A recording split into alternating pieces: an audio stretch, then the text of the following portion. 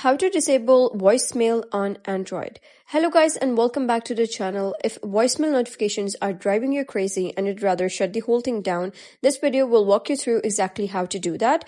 So first method is checking and disabling call forwarding. So one way voicemail gets triggered is through call forwarding settings. The exact steps can vary depending on your phone, such as Pixel, Samsung, OnePlus or others, but the idea is the same. Open the phone app, tap the three-dot menu and go into settings. You will see your active carrier listed. This could be Verizon, T-Mobile, or another provider.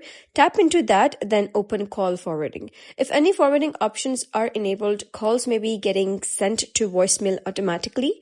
Make sure all call forwarding options are turned off. Once everything is disabled, your calls should no longer redirect. The method 2 is contact your carrier directly. If you want a more permanent solution, the most effective option is to ask your carrier to disable voicemail on their end if they allow it. The method 3 is filling up your voicemail inbox. Another workaround is to intentionally max out your voicemail storage so no new messages can be left. To do this, enable airplane mode on your phone so incoming calls go straight to voicemail. Then from another phone, maybe a landline or a friend's device, call your number repeatedly and leave very short messages. Most carriers allow around 20 to 30 messages before the mailbox is full. Once it's full, callers won't be able to leave new voicemails. Just keep in mind that many carriers automatically delete old messages after about 30 days, so you may need to repeat this process occasionally.